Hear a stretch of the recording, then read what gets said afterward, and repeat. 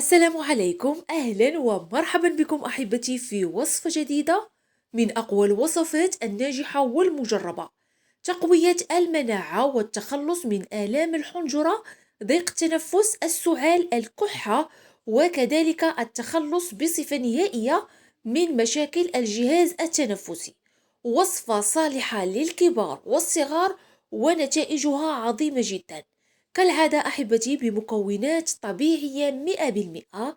سوف نحصل أحبتي على وصفة مفعولها قوي جدا لكل من يعاني من الكحة، السعال، آلام الرأس، ارتفاع درجة الحرارة، سيلان الأنف، آلام على مستوى الحنجرة. وكذلك أحبتي سواء الكحة الممتلئة أو الفارغة، بالإضافة إلى أنها مفيدة جدا لمرضى السكري، وكذلك لكل من يعاني من الربو والحساسية. أول مكون نحتاج إلى البصل الأحمر. نقوم أحبتي بإزالة القشرة الخارجية، ثم القيام بغسلها جيدا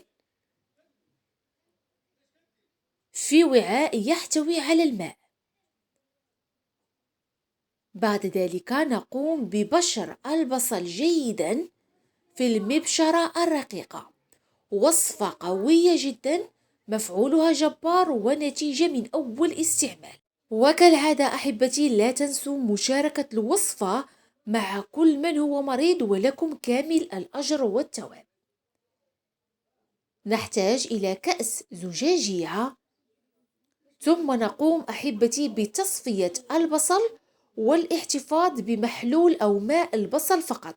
فهذه الوصفة أحبتي سوف نحتاج فقط إلى ماء البصل. ولا يخفاكم مدى الدور الفعال جدا للبصل، خصوصا في قتل الفيروسات وكذلك تنظيف الشعب الهوائية والجهاز التنفسي. أقوم بالضغط جيدا بالملعقة على البصل من أجل استخراج ماء البصل. انظروا معي أحبتي، نحصل على كمية قليلة من ماء البصل. والآن سوف نمر إلى إضافة باقي المكونات. نحتاج كذلك إلى الليمون. نقوم بالضغط عليه بأطراف الأصابع من أجل أن يسهل علينا استخراج ماء الليمون.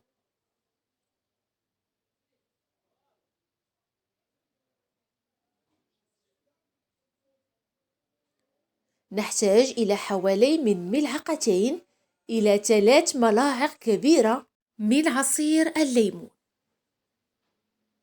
بمكونات طبيعية 100%.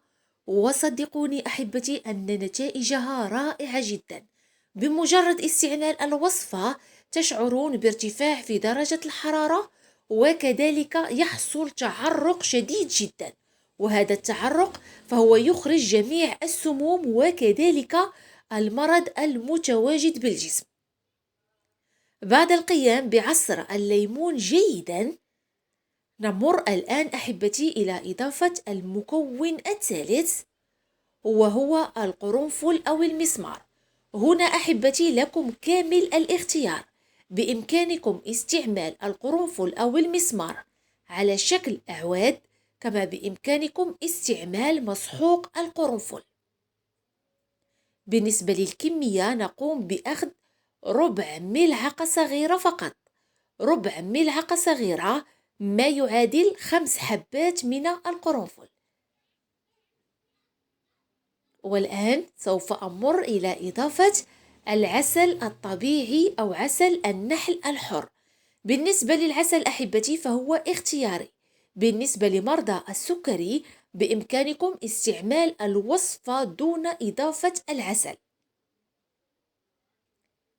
مع التحريك جيدا من أجل أن نسهل عملية ذوبان العسل، وكذلك من أجل دمج المكونات مع بعضها البعض.